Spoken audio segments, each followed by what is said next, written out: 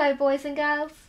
Today I'm going to tell you a story about Flora the Mouse, and this one is called The House is Quiet. Flora the Mouse had just woken up after a good long sleep, a sleep that had lasted all winter long. She was wide awake long before her family and hopped downstairs to explore the house, which had been left untouched for many a month. She opened the kitchen door, which made a very long, low screech. And the very first thing she noticed was the dust. It was everywhere. On the table, on the chairs, all over the fireplace and cabinets, and even gathered in the brass pots and pans that were hung on the walls.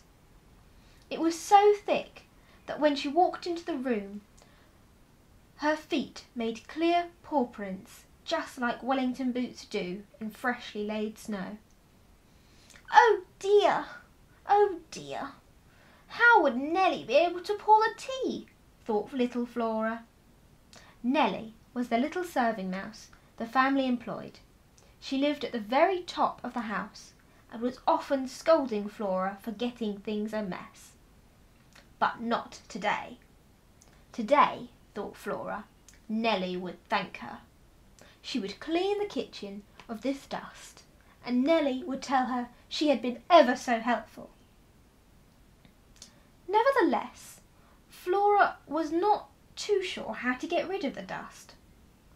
This little mouse family, you see, didn't have modern things like a vacuum cleaner to help them. Things had to be done by hand. Flora thought and thought. Then an idea struck her.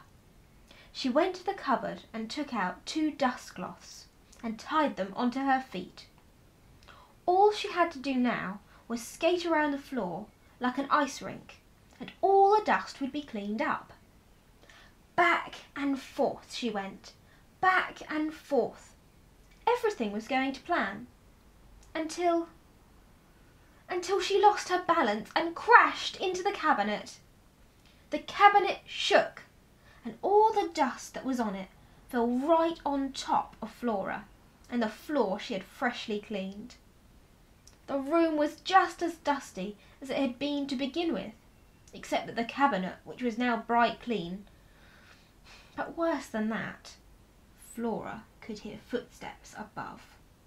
Her mighty crash had woken somebody up, and they were coming downstairs. The squeaky door opened again with a screech, and she saw her very sleepy papa standing in his dressing gown. "Pa," she stammered, "I was just trying to help." He looked at her and chuckled. She was a funny sight, all covered with dust as she was. "Go and get washed, little Flora, and I will put on some tea and get us some breakfast. Cleaning is always going to go badly if you have not got something tasty in your tummy. When that is done, we will get to work properly, and Nellie will be pleased." And that is just what they did. I hope you've enjoyed, and I'll see you again very soon for another story about the mischievous Flora.